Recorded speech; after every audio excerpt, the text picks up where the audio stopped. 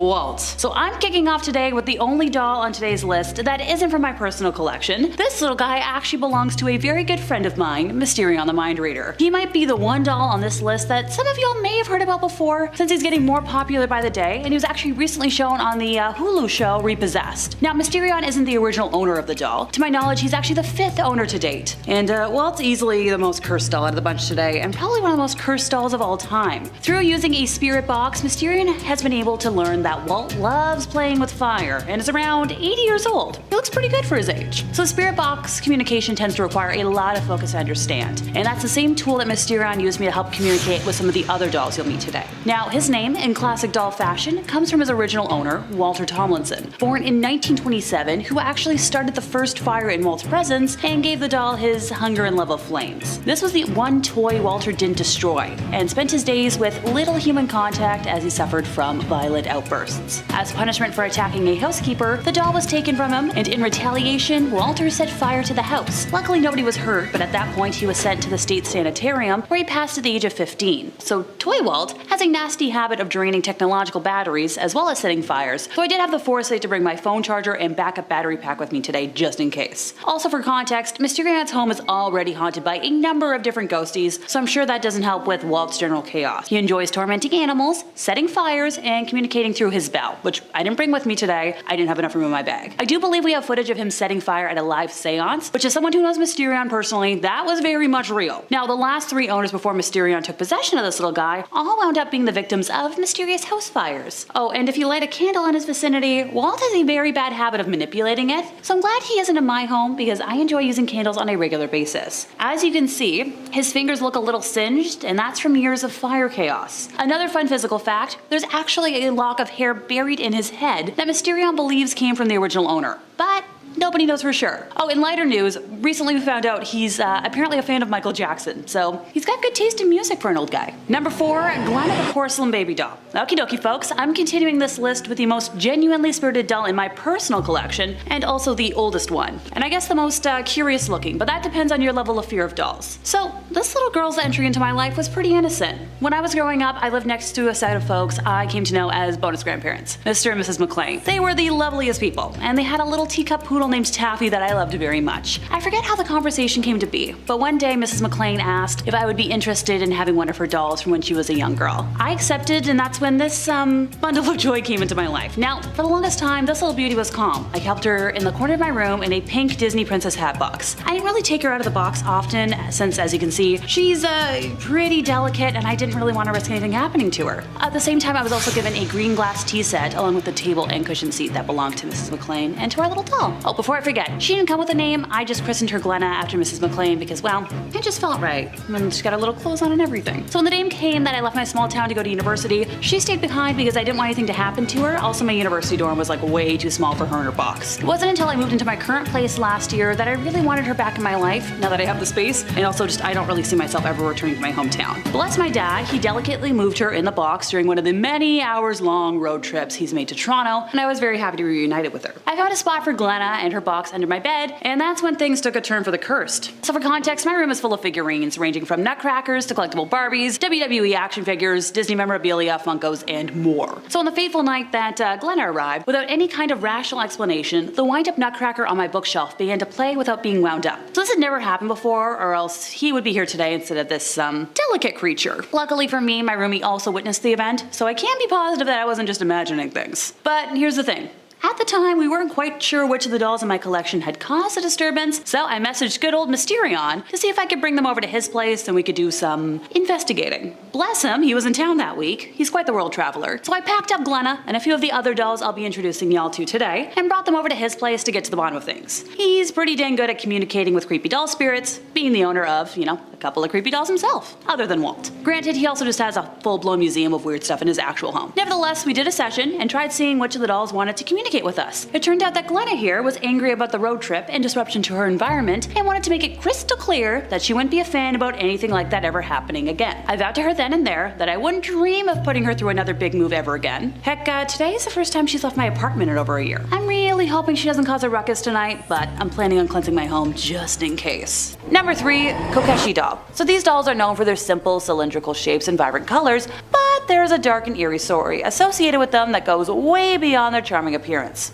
Kinda like me. If before you meet me, I'm cute. Afterwards, oof. Aoyama was an obstetrician, and his family's clinic was adorned with a chilling collection of Kokashi dolls, each representing a terminated pregnancy. Now, Aoyama believed these dolls were made to appease the spirits of those who had left, a claim rooted in a macabre urban legend. He even mentioned a gruesome midwife who supposedly cut off her own arms in penance for her sins. While these stories were fabricated, they added to the eerie atmosphere of his house, which was filled, once again, to the brim with these Kokashi dolls. Over time, the collection grew, spilling into the family's residence. Now, when the person who's telling the story to me today visited his house, it had an even more ominous era, with the dolls like strewn about, an unsettling reminder of, you know what. Strangely, Aoyama was unchanged, except for the fact that he had lost both arms in an accident. He equated himself to a Kokashi human and lamented his inability to do his job without arms. Aoyama's passing the following year marked the end of his eerie collection, but his mother continued to live in the house, surrounded by nearly 1,000 Kokashi dolls. Strangely, the witness to this chaos took home one of the Kokashi dolls Aoyama had made, and afterwards experienced unsettling dreams and hallucinations. Yeah, no thank you, that doll can stay far, far away. Number 2, Iki Ningio. It all began with Junji Inagawa, a multi-talented artist deeply involved in traditional Japanese plays who stumbled upon a peculiar incident during a late-night radio broadcast. A distressed crew member claimed to have heard the voice of a fan who had passed away months ago, sending shivers down their collective spine. Now, Inagawa, no stranger to the mysteries of the supernatural, encountered something inexplicable on the way back home. A young girl in a red kimono, seemingly ordinary until she defied gravity, hold your horses wicked fans, and approached him, unseen by others. This marked the start of his unsettling journey. As he delved into a new theatrical project featuring a doll, he was horrified to discover that the doll bore a striking resemblance to the levitating girl from that fateful night. The eerie incidents that followed seemed like a series of ominous messages from the other side. The artisan who crafted the doll vanished, a scriptwriter's house was mysteriously consumed by flames, and many other accidents plagued the rehearsals. Now, perhaps the most unsettling of all were the injuries that specifically targeted the right hand and right knee of the crew members. Seeking solace, Inagawa turned to temples and shrines, even resorting to placing the doll in a coffin, which, did bring temporary respite. However, the malevolent force persisted, claiming the life of Inagawa's father. The doll's curse also weighed heavily on Mr. Maeno, the puppeteer who took it home, leading to a considerable decline in his mental health. In 1979, an interview about the doll on a TV program turned surreal. All the usual things. Lights flickered, technical glitches ensued, and audience members grew uneasy. Maeno's behavior was unnerving as he conversed with the doll as if it were a living entity. Strangely, the episode has been lost to time, adding to the eerie mystique surrounding the cursed doll. Screenshots and eyewitness accounts stand as eerie remnants. Inagawa's continued attempts to rid himself of the doll have met with bizarre obstacles, including a reclusive doll maker working in seclusion and the cancellation of an interview. Now, the doll eventually found its way to a friend in Nishizu, sparking a fresh wave of strange occurrences. And then,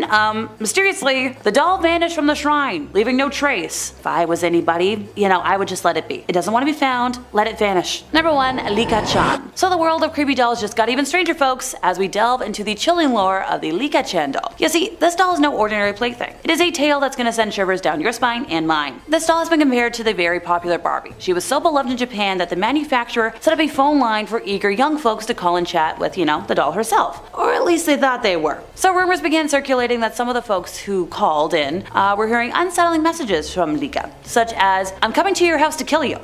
It's the stuff of nightmares. Now let's dive into the dark urban legend that followed. So imagine a young girl, too old to play with dolls, who decides to discard her cherished doll. She throws it in the trash and her family relocates to a new city. Innocent enough, right? Yeah, that's when things take a turn. Upon returning home from school, the girl answers a phone call from an eerie voice claiming to be her doll, who ominously states, "I'm on the rubbish dump, I was abandoned, but I'm coming home." Now the girl dismisses it as a prank, but grows increasingly uneasy as subsequent calls hint at the doll's eerie presence. The final call chills her to the core as the voice claims, "I'm outside your house, open the door." Now the girl peers out the window to find nothing, sighs in relief only to hear, "I'm right behind you," and the tale ends there, leaving us with a hair-raising sense of dread. But there's more to this cursed doll's lore. The company manufacturing this doll made an error during production, producing a single batch of 3-legged dolls, and even though they recalled most of them, some slipped through the cracks and ended up with the public. One particularly unsettling story involves a woman who found a 3-legged doll in a public restroom. To her horror, the doll's deformed purple third leg moved and its tiny mouth whispered, "My name is Likachan, and I'm cursed, I'm cursed, I'm cursed." Now the haunting voice tormented our narrator relentlessly, leading to a nightmarish descent into madness. Other variations of the legend feature the three-legged doll playing gruesome games of hide and seek, impaling unsuspecting victims, or even growing a cursed leg on anyone who dared flush it down the toilet. It's safe to say, you might want to think twice before throwing out that old doll from when you were young. And that brings us to the end of our time, and all I have to say on the matter is, nice creepy scary dolls, please don't curse me, I'm dealing with enough as it is. Number 5. Okiku. In 1918, a young man purchased the doll that would later on claim the name of Okiku as her own for his younger sister, and the legend would kickstart an entire tourism flash. So during this era, Japan was still stuck in the ways of feudalism. While the world around was, embracing the progress of technology and science, Japan was holding tight to their beliefs and to the rich mythology and fables. This was a land, and still is by all accounts, where demons, ghosts, vampires, and other creatures roamed free. My kind of place. A land where goblins and evil spirits were constantly harassing normal folks. Okay, not so fun. But on February 3rd, you drove evil spirits away by going to shrines and through rituals and folklore practices, known as Setsubun events. This is also a place where lake monsters gobbled up tiny humans, by the way, and I am all for that. Woods, though, like Aokigahara, northwest of Mount Fuji, drove people insane and compelled them to sadly end their lives. But don't worry, fun fact, foxes were sacred and devoted animals. Japanese culture was and still is fraught with legends and the supernatural boogeymen. And hey, dolls, some of them, were the most powerful instruments of magic. You didn't mess with them. Something I firmly stand by. So this doll in particular was bought in Sapporo by 17-year-old Eikichi Suzuki in 1918 for his little sister, Okiku. He was touring the region for a maritime exhibition, and the doll instantly caught his attention. The perfect little thing sat on a shop window, enticing him. Now Suzuki didn't think twice. He went in, instantly purchased the figurine for his sister, and used the last of his money for it. The little doll was about 40 centimeters tall and dressed in a traditional kimono, and just absolutely exquisite to look at. Its hair was raven black and cut to roughly shoulder length in a traditional okappa hairstyle. Her eyes were piercing coals that seemed to swallow everything up in their gaze. The thing was mesmerizing and enchanting, something to take your breath away. Suzuki went right back home and gave the doll to his little sister. And what do you know? She fell in love with the doll immediately. It transformed into Okiku's favorite toy, and more importantly, her best friend. She played every day with the doll, she took it everywhere, treated the figurine like a little sister. She would talk and, hang out with the thing, feed it, sleep with it, and she decided to call the doll Okiku, a mirror duplicate of herself. The doll never left the girl's sight. Sadly, a year later in 1919, tragedy struck. Poor little Okiku passed away from yellow fever, gasping for air in pain and afraid the doll held firmly in her grasp. The family wanted to bury the doll along with the girl, but circumstances and governmental oversight prevented this last act of kindness on their part, so the doll was never laid to rest with the young girl. The doll was alternatively placed in the family's altar, which is a common practice in certain Japanese households to commemorate the dead. The small shrine celebrated their daughter and marked her passing into the afterlife. And that's when the weirdness started to occur. One family started to notice that the doll's hair was getting longer. Once a traditional shoulder-length cut with neat ends, it was now a mangled mess of split ends reaching down past her waist. Hey, don't look at my hair. It was scruffy, different colors, and felt different. At night, the family started to dream of the young girl, and sometimes the doll would appear by their side come morning. The chilling events intensified and grew into full-blown acts of spiritual infestation. We're talking all the usual suspects. Lights flicking on and off, bangings in the house, noises and strange voices, and the closer the year got to certain dates, things got crazy. We're talking like Okiko's birthday and the day of her death. Over time, the family was certain, and town shamans and spiritual leaders concurred that their daughter's soul was in fact trapped within the doll. By 1938, the family relocated to a different district and had now become accustomed to Okiku and even grown fond of their daughter's restless spirit, since to them it was a magical and unique opportunity to interact with the dead. But this time they didn't want to take the doll, but when they moved they didn't want to take the doll with them, fearing that what fueled her magic was the proximity to their daughter's grave, so the family approached the local temple and asked them to take care of the doll. Now the temple by now had heard countless stories of the amazing doll. The haunted doll whose hair was growing every year. The priest gleefully accepted the charge and started taking care of Okiku. Over time, they've managed to confirm the veracity of some of the claims, particularly that the hair does indeed grow. The priests have sent out samples of the hair for scientific analysis, and have proved that the hair was that of a young human. Regularly, the hair does get a trim these days, and the doll stays happy and content. As the years passed on, the doll's fame grew and her powers further developed. She's a lot bolder now, invading the dreams of the priest and those that come to visit her. She's also stronger, her hair is growing faster and wilder, and she's even spookier. You know what, my kind of girl. The latest event driving tourists mad was the frightening claim that the mouth of Okiku is slowly opening, and that if you dare to peer inside, you may be able to glimpse something like baby teeth sprouting like weeds from porcelain gums. Okay, that's a big note from me. But hey, I'd still go visit the doll. Number 4, the Daruma doll. The The legend goes that Daruma sat and meditated for so long that he became like a round tumbler doll. During his travels, he stopped for a time in a Shaolin monastery in China, founding the famous homonymous martial art. He then continued his journey until he decided to settle into a cave and meditate. And this is where the story of the Daruma begins. The monk became a wall gazer. He meditated, we're talking eyes to a wall, in a seated position for 9 years, without breaks and without closing his eyes except once after 7 years. And he was so furious at himself for what he perceived as a lack of discipline that he sliced his own eyelids off so as to prevent himself from ever sleeping again. As the eyelids touched the ground, they sprouted green tea plants. Now this legend is one of the reasons behind Buddhist monks often drinking green tea to stay awake. Look, I can barely stay awake for 48 hours at a time, not that many years. Oh, on top of the self-mutilation, our lovely leader also suffered the loss of his arms and legs as a consequence of his immobility for 9 years. Art and folklore depicting Bodhidharma show him almost exclusively displaying these characteristics, which is why the Daruma dolls, in all its aspects, symbolize the positions and features of, let's just call him B for short. This doll is the Daruma and is said to have been created by the Buddha's followers after his passing. It has been around for over 1500 years at this point, and that's not a doll I think I need to add to my collection. Number 3, Likachan. So the Likachan doll, a popular counterpart to the, ever so famous Barbie, was so beloved in Japan that the manufacturer set up a phone line for eager young folks to call and chat with the doll herself. Or, well, they thought they were. Rumors began circulating that some little ones reported hearing unsettling messages from Likachan, such as, "I'm coming to your house to kill you." Stuff of nightmares. So, how about we just talk about some of the urban legends surrounding this doll that I think are pretty true. So imagine a young girl who might be a little too old to play with dolls, so let's say 12, who decides to discard her cherished Likachan. She throws it in the trash, family relocates to a new city, as you do. Well, doll didn't leave her alone. One day when returning home from school, the girl answered a phone call from an eerie voice claiming to be Likachan, who ominously stated, "I'm on the rubbish dump. I was abandoned but I'm coming home." The girl originally dismissed it as a prank, but she got a little nervous when she got more phone calls. Now the final phone call chilled her to the core when the voice claimed, "I'm outside your house. Open the door." So she peered out the window, didn't really see anything. Whew, big sigh of relief, and then she heard, "I'm right behind you." And that's where that one ended, because yikes, I don't want to know what happened next. But there's more to this cursed doll than you might believe. So the company manufacturing the doll actually made an error during production, so we got a batch of 3-legged dolls, which hey, I'm all for. So even though they were called most of them, some did slip through the cracks and ended up with the public. One particular unsettling story involved a woman finding a 3-legged Likachan doll in a public restroom. To her horror, the doll's deformed purple third leg moved, and its tiny mouth whispered, "My name is Likachan and I'm cursed. I'm cursed. Cursed." The haunting voice tormented her relentlessly, leading to a nightmarish descent into madness. Now, other variations of the legend featured the 3-legged Likachan doll playing gruesome games of hide and seek, impaling unsuspecting victims, or even growing a cursed leg on anyone who dared to flush it down the toilet. So yeah, don't throw out your old dolls, please. They're gonna come back and haunt you. Number 2, the Leta doll. So in 1972, Kerry Walt returned to his Australian hometown for his grandmother's funeral. During this time, he decided to face a, fear from when he was young by visiting an abandoned building that had scared him for years. And when he went to this house, he discovered an old marionette under the porch. He felt compelled to take it home with him, and they've been together ever since. According to psychics, the doll was made 200 years ago by a Romanian traveler for his son who had sadly drowned. The doll has real human hair, and underneath the scalp is the likeness of a human brain. He was given the name Leta, or Leta, due to his heritage, and also because the doll occasionally screams, "Let me out!"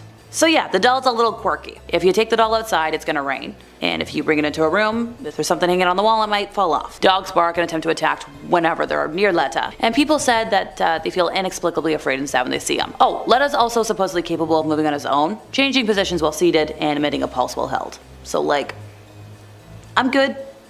I'm good.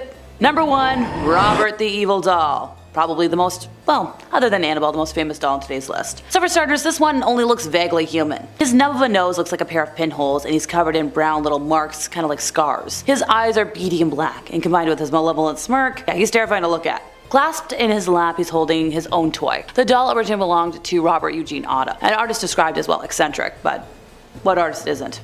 Neighbors of Robert used to hear him having a conversation with the doll, and this continued into his adult years. He brought it everywhere, and talked about it in the first person, as if it weren't a doll. Which hey, might sound kinda batty, but it's the best way to deal with cursed objects. Now the doll remained stored in the Otto family home until Robert passed in 1974. Under the age of double digits, daughter found the doll in the attic. Now, the young girl often claimed that the doll was trying to kill her. Yeah, the doll is now on display in a museum in Key West, and he's believed to still curse people. His last caretaker before the museum experienced him disappear and reappear as he pleased, along with hearing footsteps and giggling in the attic. Some claimed Robert's expression changed when anyone badmouthed Otto in his presence. He's also been responsible for a few car crashes, some divorces, broken bones, and some other stuff. So, good Robert, please. I don't need to be cursed. I think I'm going to start off today with a doozy of a coincidence that is begging for attention. So a husband and wife team of paranormal investigators claim their Raggedy Ann doll is possessed after CCTV footage showed it moving out of its display cabinet. Lee and Lindsay Steer, aged 37 and 52 respectively, who run the Museum of Haunted Objects from their home in Rotherham, South Yorkshire, said they have caught the doll on, CCTV footage flipping over their Ouija board table in the past. You're telling me that a large Raggedy Ann doll is causing problems with a Ouija board? Well then, I'm getting deja vu. Anybody else? They believe the doll is the cause of them nearly being in a car crash and having mysterious illnesses, which once led Lindsay being in hospital for a week, with doctors having no idea what caused it. So in the museum, Lindsay has also felt something grab her neck tightly and has seen things fly across the room with no logical explanation, which the full-time investigators believe could be because of their doll. Their doll is an identical copy of the cursed Annabelle doll, and they think it might be a conduit for a similar spiritual energy source. The doll was made in, well, the same factory, and since it looks exactly the same as Annabelle, which many paranormal believers think is possessed, the coincidences are there. Now, this specific doll was given to Lee and Lindsay in October of 2019, and on the 2-year anniversary of the couple owning the doll struck again. This is where the heavy Ouija table was hurled over, which was caught on footage, and Lee explained that the doll was sitting on a chair at the table. It's very solid and it's got a metal leg holding it up, so there's no way it would have just fallen over or collapsed. Somebody had put a little speaker on the table, walked away, and the next minute the table just collapsed. There's no logical explanation as to why that should have happened, and it was just the way this doll was staring straight at it. So after this, they decided to put their Raggedy Ann doll in a glass cupboard on a secure hook to avoid anything dangerous happening again. But they didn't put anything protective around it. No holy water, no tarot cards, no nothing. So on Halloween night, 2022 at about 3 a.m., the footage showed this Raggedy Ann stepping out of the display cabinet legs first. And that's the footage we have today. Lindsay explained she's in a glass cabinet. The door is really stiff, so you'd have to really pull it open. She shouldn't have fallen legs first because, well, her head's heavier than her legs. It looks as though in the footage that she's sort of twisting her legs to come out first, stepping out, which isn't a natural way for a doll to fall. It's very, very bizarre. Lindsay has continued to explain that they have some cat balls which basically flash if somebody touches them, and all of a sudden they just went flying down the steps, which is just so bizarre. In the last 2 weeks after the Raggedy Ann stepping out of the cupboard, the museum was getting more and more dangerous and things were getting more physical. Now, the paranormal investigators were used to dealing with that sort of thing, but it was getting more intense and it was building up energy, big time. When Lindsay was feeling a reel one day, something, once again, grabbed the back of her neck out of nowhere and squeezed it so tightly that it wasn't painful, but it made her not want to be in that room, and made her think something major's gonna happen, but apparently she's not scaring them for now. So yeah, the couple are keeping the doll in the museum for now, but they say if things start getting violent, they're gonna consider getting help from a demonologist. Yeah, I'm watching history repeat itself. Anybody else? If things start getting violent, they're already violent. For the love of everything, bring in a demonologist, get rid of the Ouija board, douse the place in holy water. Protect yourselves, you fools. Next up is a little variant on today's list, a demented puppet. Paranormal investigator Jane Harris filmed the puppet every night for 3 months using a timed night vision camera. The 32-year-old from Stourbridge, West Mids, was watching the puppet after its previous owner claimed it tried to, head necklace him to death. The chilling footage shows the puppet's cross slowly moving upright and then crashing into a glass pane of the sealed box. Since receiving the puppet, it has been kept inside a container blessed by holy water and for extra safety and investigation accuracy. Which, good! Jane, who investigates haunted dolls for her company, HG Paranormal, said the cabinet has no doors, so you would have to physically lift all 4 sides and the base off to move it. For them, there was no point in faking evidence. It's only tricking yourself. This footage was real. The ultimate goal was to find out as much as they could about the spirit and then to try to understand why it's still there. Jane had been investigating spiritual attachments to haunted puppets for 17 years after training as a psychologist. She mentioned that the video evidence is real and more difficult for her to disprove than people believing they have had paranormal experiences from other haunted dolls. Now, the puppet's former owner, John, inherited the 1960s toy after his father's death and claims to have experienced minor haunting experiences. But they all built up to one evening where he believes the spirit attached to the puppet was, well, getting the life out of him. He mentioned that he had cleared out all of his dad's belongings apart from the puppet, which he left on the drawer by his bed for some reason, and that night he just couldn't sleep. He was wide awake in bed and thought he saw a shadow move from one side of the window to the other and was worried something was trying to scare him. But then without warning, his throat was very, very tight, and he's never had anybody's hands around his throat before, so it was really scary. scary. And while he was struggling to breathe, he tried to wake his wife, but she wasn't waking up. When she did, he remembered looking straight at the puppet sitting on the drawers near the bed and realizing that was the source of the problem. John said the haunting experience began 2 weeks after inheriting the puppet, which he reluctantly kept because, well, it was one of his father's favorite possessions. He also started to have really bad headaches and feel dizzy, which at first he didn't really think could be because of the puppet, just, it happened. But once Jane took the doll away, both John and his wife felt a lot better. That night he slept properly for the first time in months. No more headaches, no more footsteps. Everything had stopped, and that's when he realized, damn, it was the puppet. He's mentioned that the fact that there's video evidence now kind of makes him uncomfortable. He's not gonna watch it. He doesn't need any more proof. He lived with that thing for months, and it did more than enough to convince him. That's about says it all. Time to travel over to the UK, where we meet another doll said to be an equivalent to Annabelle. The spooky Grace doll is kept in a locked box in one of the bedrooms at Ye Old King's Head pub in Chester, which is said to be the most haunted hotel in Chester. The pub is renowned for stories of spooky goings-on over the years, with paranormal enthusiasts from all over the world now coming to the city to visit the venue. The box containing the eerie doll is under 24/7 surveillance and chained down, but not to keep the doll in, according to the hotel's paranormal investigator, Danny Moss. He said instead it was to keep people from opening the box. He explained that some visitors had felt compelled to open it, as though something was willing them to do it. The hotel plays host to numerous keen ghost hunters, eager to see the array of creepy artifacts and reported paranormal activity at the venue. The Grace doll is said to be so haunted that only seasoned paranormal investigators can enter the room in which it resides, which is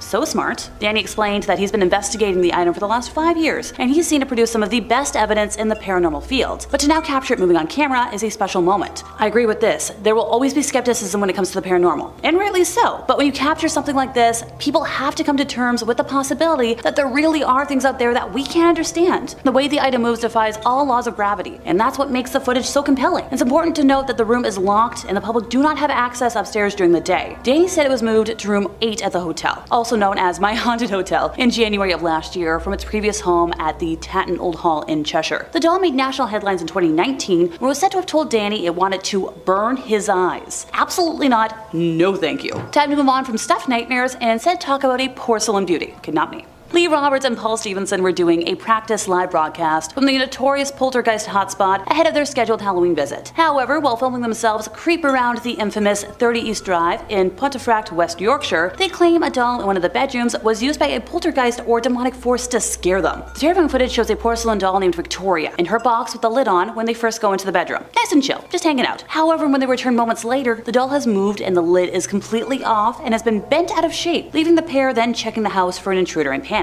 They mentioned that there's definitely a dark presence, and sadly, it could be a demonic one. The house was the site of one of Britain's most notorious alleged hauntings when the Pritchard family was subjected to years of torment by the so-called Black Monk of Pontefract. Mr. Roberts believes the Black Monk is a dark spirit, possibly demonic, who used Victoria to scare the ghost hunting duo into not returning on Halloween. The doll was apparently originally found in the attic of the house, but here's the kicker, nobody knows where she came from or who she belonged to. The box actually has a warning on it saying that if you wish to look at Victoria, you should not take her out of the box and always cover her back up. And once again, I say, those who ignore history are doomed to repeat it. If something has a warning on it, leave it alone. The footage that we have shows the duo enter the bedroom and film the position that Victoria is lying in, with the lid to the box covering her face. After leaving the room, Mr. Roberts claims that they both saw the shape of a figure move across the hallway with wavy black hair, just like the doll, followed by a loud bang, so they went back into the room to investigate. The footage shows Mr. Stevenson then claim he heard someone call out Lee, so the duo panics and begins rushing downstairs in fear to check the doors are,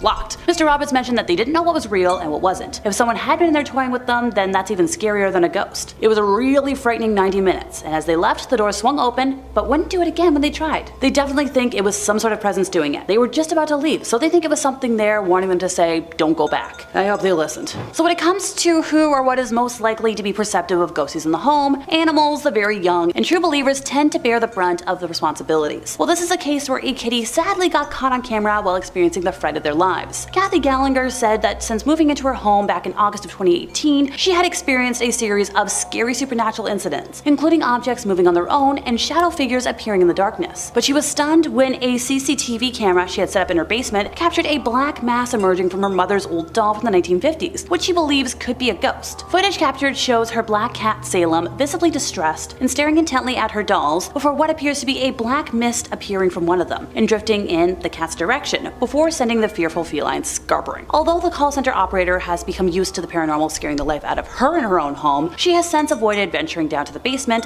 unaccompanied at all costs. The footage is so freaky that some suggested that the family had digitally edited the clip, but Kathy says that they had to work really hard to debunk anything they capture on camera, and she's adamant, if I put it on the internet, it's real. So after the mom of one discovered her home was a hive for paranormal activity, she started capturing videos, and her daughter convinced her to set up a TikTok account to share them, which I think has amassed more than 600,000 followers and likes. Kathy mentioned that her TikTok followers asked to put the camera in with the dolls overnight in the basement, since that's where most of the activity is. The cat was down there, and also her daughter's bedroom was down there, and she said the cat ran to her door. She heard him outside and let him in, and he was just clearly afraid of something. That's when she told her mom, hey, you might want to check those cameras because the cat's crazy scared. So the next day, they checked the cameras, and what she saw was her cat clearly staring at these dolls right into something, and then all of a sudden, the black mass, which she thinks could be a ghost. She describes Salem, which is the cat, as being her protector. The cat goes everywhere with her, so if she does have to go downstairs and she's nervous, he follows her, and it's uncommon for him to show signs of being afraid like that. Number 5, Baby Doll from Hell.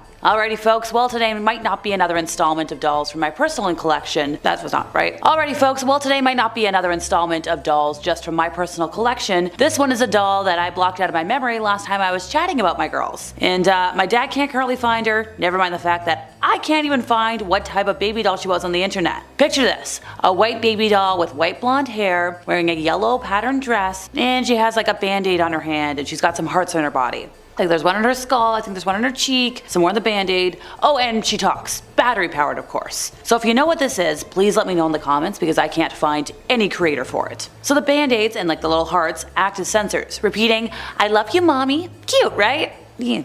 So while this was, a cute toy when I was little, it kind of got cast to the wayside as I was growing up, since I grew out of playing with my baby doll style dolls and played more with my Barbies, my Mycenes, Bratz, Polly Pockets, so forth and so on. My marbles. I still have the large trunk of all my Barbies in their shoebox with their accessories in my living room currently, for crying out loud. And that's without mentioning that one of my couches is currently full of my stuffed animals, and I just got another one yesterday. When I was in high school though, I think my mom moved the baby doll from my playroom into my bedroom into an attempt to decorate in her style or something similar. She lived in one of the cubbies above my bed, next to my stuffed, farm Barney plush, and my stuffed lion, and also next to the cubby with whatever books I was reading at the time. Look, my childhood bedroom looks like a library, and that's to say the least. Well, as luck would have it, one day I was picking her up to dust around her, and she started making noise. I love you, mommy. I love you, mommy. So I had previously unearthed my Diva Stars doll from her toy graveyard, and being similarly battery operated, knew that if this doll had batteries left over in her, they should have been corroded and non-functional by that point in time. So I flipped the doll over, pried open her Velcro backing, fished out the battery pack, only to discover that she didn't have any batteries in her. At all. Zilch. Zero. Nothing. So hey, at first I was like, maybe I just imagined it. I was a sleep deprived teen after all, and that was during the time I was bouncing off and on Concerta, which don't do that. ADHD's a fun time. I shook my head and kept on with my mundane chores until she said it again. I love you, mommy. Now, by the way, her voice box was still as crystal clear as it had been when I was in my youth, which also confused the heck out of me. So I grabbed her and I brought her to my dad, but her sensors obviously didn't activate in front of him. So he chalked it up to my overactive imagination, and I think I either buried her in my closet or back in the graveyard that was the downstairs playroom. Yes, I was totally scared of going there when I was little. So earlier today, I was trying to find a photo of her, and I was even FaceTiming my dad to try and find her somewhere in my childhood home, and I came out with nothing. Which leads me to the conclusion that she's waiting somewhere in the ether, just plotting a revenge, or I don't want to think about otherwise. If she shows up at my place later, check my Instagram, you'll know. Number 4, Annabelle. So Donna and Angie were student nurses and good friends who had decided to room together while in school, and for Donna's 28th birthday, her mom had gifted her a very large Raggedy Ann doll, something she was thrilled about. Hey, personally, I'd be the same way. I'd be like, yes, gimme. Let the record show, Christmas is coming.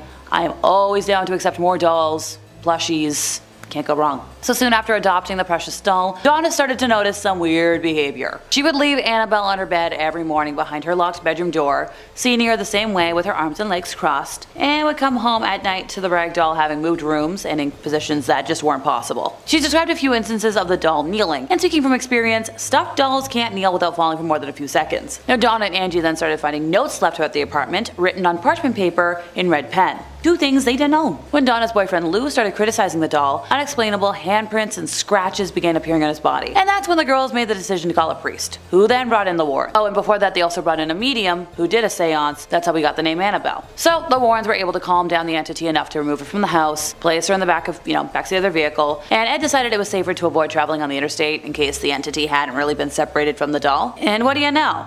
Ed Warren was correct. In no time at all, Ed and Lorraine felt themselves the object of a vicious hatred. At every single curve in the road, their new car, by the way, began to stall, causing the power steering and brakes to fail. Like, repeatedly, this car was verging on collision. The third time the car stalled along the road, Ed reached into his black bag, took out a vial of holy water, and threw it onto the rag doll, making the sign of the cross over it. Thankfully, the disturbance in the car stopped immediately, allowing the Warrens to get home safely. Now, for the next few days afterwards, Ed sat the doll in a chair next to his desk, and the doll levitated a number of times in the beginning, but would seem to just sort of fall inert. During the following weeks, however, it began showing up in various rooms of the house. When the Warrens were away and had the doll locked up in the outer office building, they would often return to find it sitting comfortably upstairs in Ed's easy chair when they opened the main front door. It also became apparent that Annabelle hated priests and assorted clergymen. During the follow-up process on the case, it was necessary for the Warrens to consult the priests associated with the incident in the young, nurse's apartment. Now, returning home alone one evening, Lorraine was terrified by loud, rolling growls that reverberated throughout the house. And later throughout the night, when she was listening to the playback on the telephone answering machine, there were back-to-back calls from now a Father Hegan. Now, between his two calls was the incredible growling noises that she'd heard earlier in the house. On a different day, Father Jason Bradford, a Catholic exorcist, had been working with Ed and asked about, the new addition to the office, Annabelle. Now, Ed told Father Jason about the case and gave him the paperwork for his review, and after hearing Ed's account of what had happened, the priest picked up the rag doll and said, you're just a rag doll, Annabelle. You can't hurt anything. Yeah, you know where this is going, I know where it's going. The priest then tossed the stuffed figure back onto the chair, and Ed was like, hey, that's one thing you better not say, ever again. So when Father Jason stopped to say goodbye to Lorraine, she pleaded that he was, be careful when you're driving, and please call her when you get home, just to be safe. Well, what do you know? A few hours later, the telephone rings. Father Jason's like, hey, Lorraine, why did you tell me to be careful driving? And she's like, well, your car's gonna go out of control and you're gonna have an accident. He's like, well, you were right. The brake system failed and I was almost killed in a traffic accident. My car's a wreck. Oh, this isn't the only instance of, Annabelle having her time. I know one instance where a young man and his girlfriend were visiting the Warrens Museum and he threatened Annabelle by saying, hey, Annabelle, do your worst. Well, when he and his girlfriend left that day on his motorbike, they wound up in an accident. The young man sadly didn't survive, and his girlfriend was left in critical condition. I repeat, respect dolls, especially those with spirits attached. Please. Number 3, Clara. Honestly, I think she's the prettiest doll out of the bunch. I named her after the protagonist in my favorite ballet, The Nutcracker. Look, I could talk for hours about the level of impact the ballet and the Nutcracker story have had in my life, but I burst into tears and I spent way too much time on my eyeliner this morning to risk that. I can't quite remember at what age I received her at, but she was a Christmas present. Back when I was young, I used to attend an annual young folks Christmas party at the Legion in my hometown, because my grandma was like a high-ranking member, and honestly, they were so much fun. There was always food, games, and Santa would come visit with presents. Oh, if you have little ones watching, I'd recommend turning their heads away for just a moment. So, there are quite a few different Santa's helpers in my hometown, if you catch my drift, but the real Santa was always the one that went to that party. And he was the same one that would actually visit my home on Christmas Eve and hand deliver me a present to unwrap. In retrospect, that party also gave parents an afternoon off to wrap presents without prying eyes around, which is brilliant. Oh, another fun fact. I don't remember her coming with a name. So she was just the pretty porcelain doll that lived in my bedroom for the longest time. I didn't really name a lot of my toys when I was younger. On the Christmas morning of that same year, I actually received another porcelain doll in a rocking chair. Kinda similar to Clara here, but with messier hair, a different outfit, and wearing like a hat instead of her cute little bow. By this point, I'm sure someone has fast-forwarded me while looking for the curse part. I promise, I'm getting to it. So Clara originally lived in my basement playroom back when she didn't have a name, and granted, I didn't venture down there super often since I was kind of afraid of the basement with all of its dark corners, and you know what? I still am. If I went too long between playdates, I'd find all my toys thrown about the room. At first I thought, it was my little brother, since, kind of a classic annoying little brother move. But eventually, I was able to rule out that theory. So I moved Clara up to my bedroom, and she seemed content enough to relax and not cause any more havoc. I didn't like being punished for cleaning, by the way. She's managed to survive a couple of moves now, but she tried losing her leg for a while after the last move in protest. I had it reattached, this little delicate leg here, and reassured her that it was the last time I'd bring her on a big move. She lives in my bedroom these days, sitting in her chair right next to my beloved childhood Nutcracker. Number 2, the Ballerina rag doll. So, for starters, I know she's quite something. The red patch that catches everyone's eyes at first is actually her nose, not her mouth. I know, kinda jarring. But her mouth is actually this long line that runs right underneath, and it's super easy to miss. And the yarn hair is adjustable. If my memory serves correctly, originally it was set at like a somewhat shorter length, and I was informed that if I pull on it, it'll adjust, ergo giving her the permanent bedhead she's had. So now that the obvious is out of the way, allow me to tell the wonky tale of how this ballerina came to be in my possession. To set the scene, picture little Alexa, probably dressed in something pink and adorable, wandering around an arts and crafts market in a college gym. Hey look, Pink is my favorite color, contrary to popular belief. As I wandered around from booth to booth, I came across one named Abby's Attic, where I spotted this gorgeous pink rag doll. It's been over a decade now, but she had well-maintained long hair, some of it in braids, a cute face with a less pronounced patch, and was in a pink ballerina outfit. I immediately alerted my mom to the doll since, Christmas was near, and well, being a, pink ballerina doll meant little Alexa wanted it. She acknowledged the doll, but to my knowledge at the time, didn't buy it. So I just allowed myself to forget about it because, well, I was young and out of sight, out of mind is still very much a concept in my life. And I'm sure I wanted a million things, I used to mark up the Sears catalog like no tomorrow every year. Before I go off on a tangent though, fast forward to Christmas morning. I'm unwrapping my gifts, and one of the pretty pink packages under the tree is open to reveal a rag doll with short red stringy hair in a blue dress. Now, you can certainly imagine my confusion, and while I tried to appear grateful, blue was not one of my preferred colors at the time, and it kinda showed. My mom reached out to the lady she got the doll from, and it turned out there was a smidge of a mix-up. And sadly, the original pink doll I had fallen in love with was no longer available, but if I wanted to pick from her current stock of dolls, the blue one could be exchanged. So off we went to this lady's home, and since purple was my second favorite color at the time, and I liked the little teddy bears on the dress, I settled on this, beauty in the purple dress with the gangly arms and legs. She found her home on a bright yellow rocking chair that lived in a corner of my bedroom for many, many years. For quite a while, she would be buried under other stuffed animals or face down because, well, look at her. She's kinda unsettling. When I eventually moved out to go to university, she did not make the move with me and stayed back in my small town. And not because of space, I just didn't want her. Now, during my second year of university, my dad started sleeping in my old bedroom, and he was so creeped out by her that she found a new home, the closet. I'm not kidding, and I have a feeling this might be one of the videos that my dad is actually watching, so hi Dad, remember this monstrosity? Nowadays, she lives in the living room of my apartment because while I can't find it in me to pass her on to someone or burn her, she has an energy that just cannot be ignored, and I'm prone to enough nightmares as it is. Number 1, plastic baby doll. Okay, another nameless doll, I know. This little, darling got passed down to me by my grandma, and I've never found a fitting name for her, or wanted to. I've been considering Millie, though. I don't know much about her history, sadly, and that's after asking my dad and my aunt. Seriously, when I asked my aunt, all I got was a reminder that she doesn't like dolls, and seeing as this was from her side of the family, it checks. What I do know is that she has a very bad habit of moving her eyes on her own, and not in a way that's natural. Like right now, it looks normal because she's, standing up, but even when she's lying down, it's just creepy. Because we're on camera right now, I doubt she's gonna misbehave, but feel free to watch closely in case she does. Oh, I almost forgot.